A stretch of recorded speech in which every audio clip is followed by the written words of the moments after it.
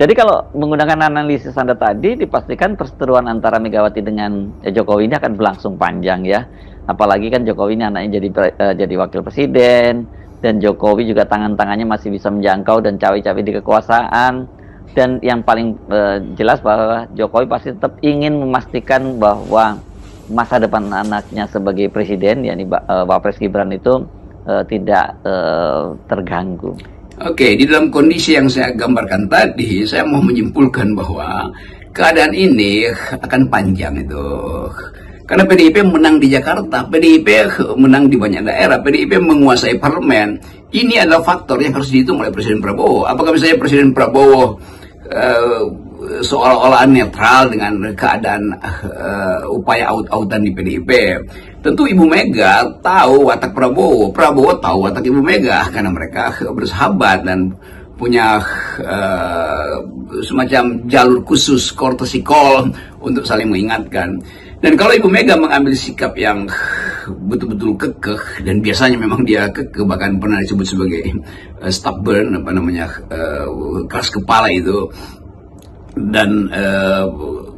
dan Prabowo membaca itu, tentu bagi presiden kalau ini berlanjut pendongkelan PDIP, maka akan ada keguncangan politik. Bayangkan misalnya Banteng nyerbu Jakarta, lalu Jakarta dikuasai oleh PDIP, yaitu Pak Pramono Anung, dan Presiden Prabowo melihat situasi itu di dalam sebulan ke depan, lalu terjadi guncangan politik, justru kita ada dalam keadaan guncangan ekonomi atau potensi kena badai ekonomi itu, karena semua semua angka makro itu memburuk di Indonesia. Jadi kita membayangkan awal Januari akan ada semacam sirkus politik, tapi sekaligus berbahaya karena badai ekonomi politik dunia itu sedang bersiap-siap untuk menyapu semua isu yang dihadapi, atau Indonesia akan menghadapi badai ekonomi politik dunia.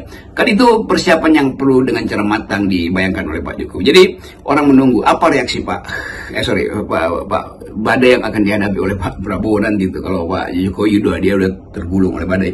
Jadi kita balik lagi pada upaya untuk menyimpulkan bahwa Pak Prabowo sebagai presiden memantau dengan cara saksama dan dalam tempo singkat-singkatnya pasti, karena ini harus diputuskan apakah akan membiarkan PDIP diuyak-uyak dari luar dan diuyak-uyak juga dari dalam, dan itu membahayakan stabilitas politik. Jadi kita hanya ingin menerangkan pada publik bahwa dinamika akan sangat tinggi, tetapi dinamika yang paling berbahaya adalah kalau PDIP diganggu dan banteng-banteng ini akhirnya memutuskan untuk melawan. Itu saya kira kondisional yang perlu dihitung oleh Presiden Prabowo. Hanya itu yang sementara bisa kita simpulkan sambil menunggu perkembangan di 2-3 jam ke depan.